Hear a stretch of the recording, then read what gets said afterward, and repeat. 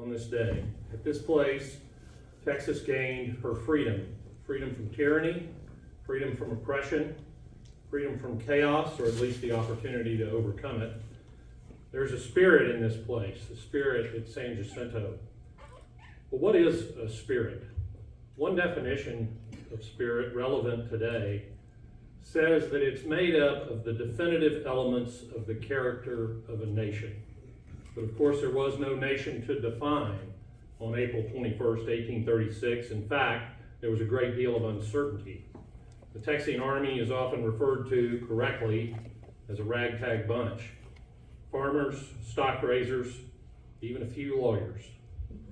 Very few military professionals. So we must look to their spirit to find an answer as to how those men forged a nation.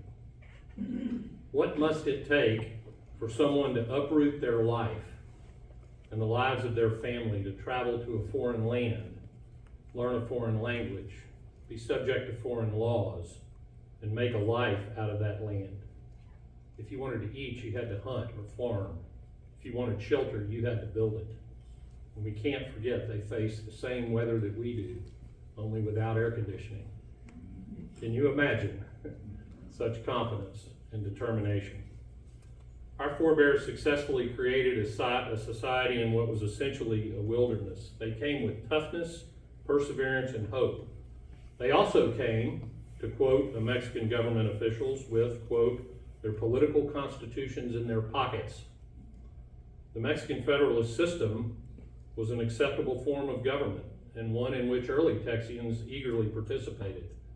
But when Santa Anna shredded that federalist constitution and declared himself a dictator, the Texians would not tolerate it.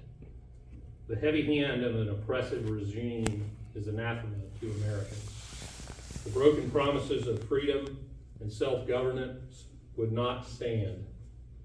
In 1836, it was time, as it was in 1776, to heed the words of Thomas Jefferson in the Declaration and, quote, to assume among the powers of the earth the separate and equal station to which the laws of nature and of nature's God entitled Texas.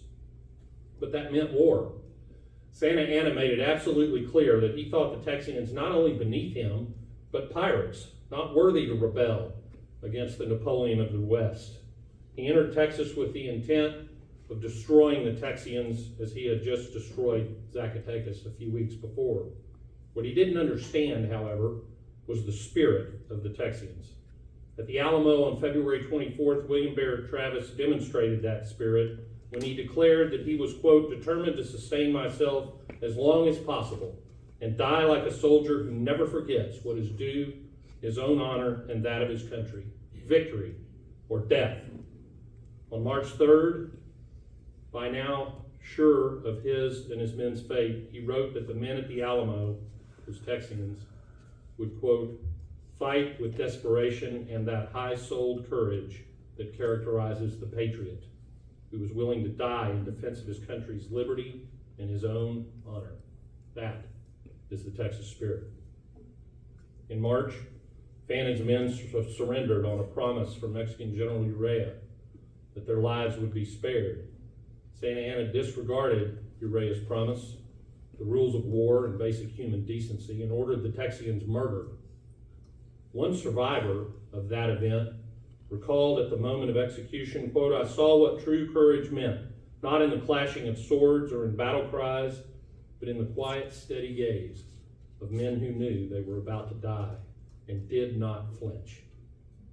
Another survivor recalled, quote, I can still see some of the men standing erect, arms folded, not pleading, not cursing, just waiting, brave to the last.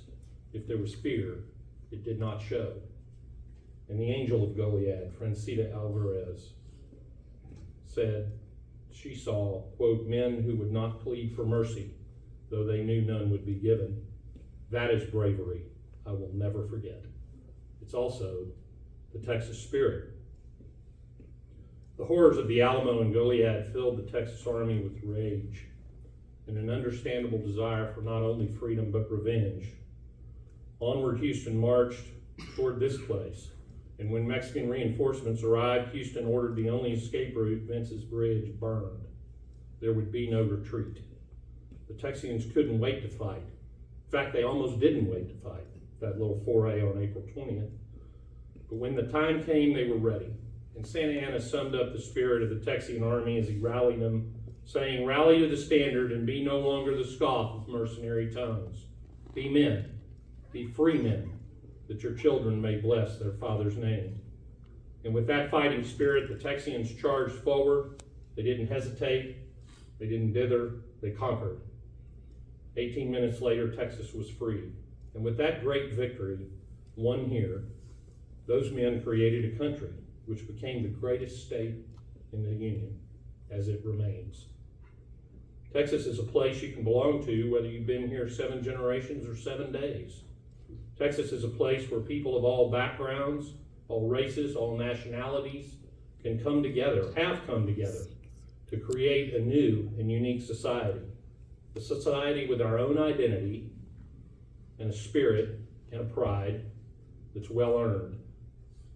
As my good friend Nina Hindi says so well, Texas is the freest place on the earth.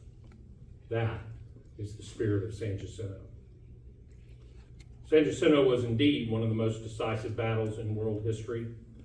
The victory resulted in one of the biggest blessings in my life, 189 years later, the blessing of being a Texan.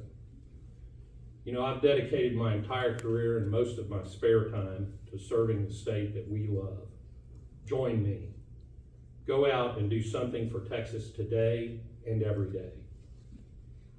And when you bow your head to pray, give thanks for the men who fought at this place, and thank God you're a Texan.